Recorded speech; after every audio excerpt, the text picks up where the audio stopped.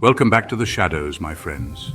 Tonight we journey into the chilling depths of deserted winery cellars where the air is thick with the scent of aged oak and the lingering presence of something unearthly. Picture this: sprawling underground labyrinths, shrouded in darkness, the only sound the drip, drip, drip of time echoing through the silence. It's in these forgotten spaces where restless spirits wander, forever bound to the earthly realm. Tonight we explore three real encounters, three chilling tales of ghostly apparitions witnessed within the confines of abandoned wineries. Prepare yourselves, for these stories are not for the faint of heart. Make sure to like, subscribe, and hit the bell icon for more spine-tingling stories. Our journey begins in the heart of Napa Valley at a historic winery steeped in legend and lore. The year is 1947. A renowned winemaker, Edward, vanishes without a trace. Years passed, the winery changed hands, but the memory of Edward lingered, his disappearance an unsolved mystery whispered among the locals. Now the winery stands abandoned, its cellars a breeding ground for fear. On a moonless night, a group of teenagers decided to explore the abandoned winery.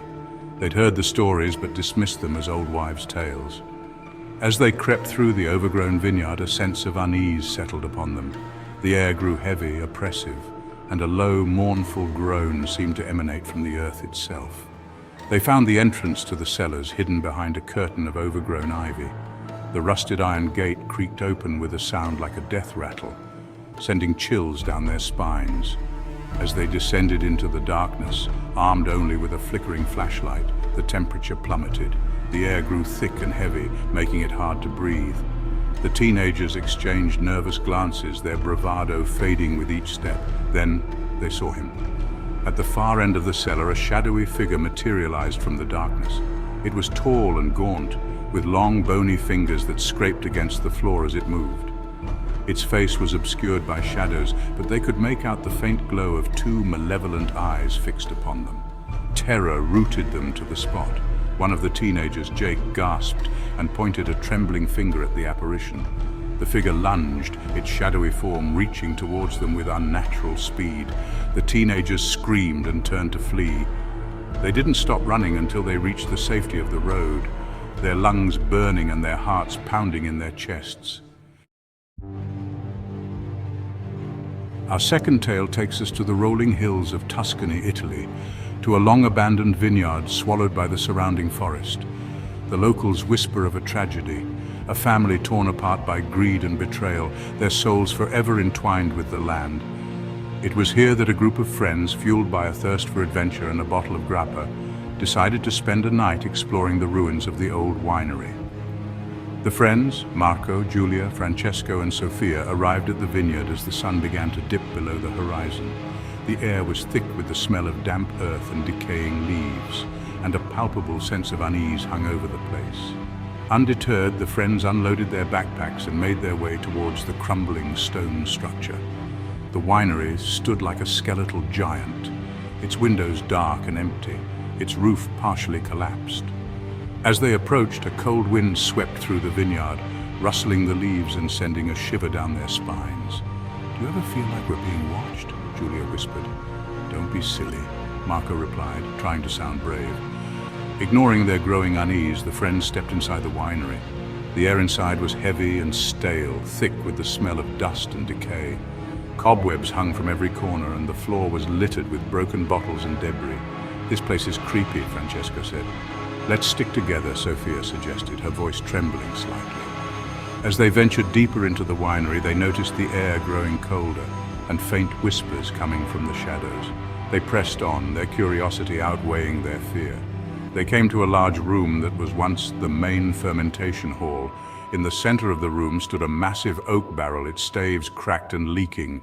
Suddenly, the silence was shattered by a blood-curdling scream. Sofia, who had been lagging behind, stumbled back from the shadows, her eyes wide with terror. "What's wrong?" Marco asked. Sofia pointed a trembling finger towards the shadows. "I saw something," she whispered. The others exchanged nervous glances. Suddenly, the air grew even colder, and the whispers intensified, swirling around them like a vortex of fear. The friends huddled together, their hearts pounding in their chests. Then, just as suddenly as it began, the whispering stopped. The air grew still and the oppressive presence lifted. The friends were left standing in the middle of the fermentation hall, their breath coming in ragged gasps. "I think we should go," Marco said, his voice shaky. They turned and fled from the winery, running as fast as they could. As they drove away, they could see the ghostly figure of a woman standing at the edge of the trees, her eyes fixed upon them with a look of unspeakable sadness. Our final tale unfolds in the sprawling vineyards of Argentina, where a lone security guard named Miguel found himself facing an ancient evil in the pitch-black cellars of a deserted winery. The winery, once a thriving business, had been abandoned for years. Its once prized Malbec vines now withered and choked by weeds. Miguel had taken the job out of desperation, needing to provide for his young family. Little did he know that he was guarding more than just empty barrels and dusty bottles. On his first night on the job, Miguel felt a cold dread creep into his bones as he made his rounds. The winery was vast and labyrinthine, its cellars stretching deep into the earth. The only light came from his flickering flashlight, casting eerie shadows that danced and twisted in the darkness. The silence was oppressive, broken only by the scuttling of rats and the occasional creak of the old buildings settling around him.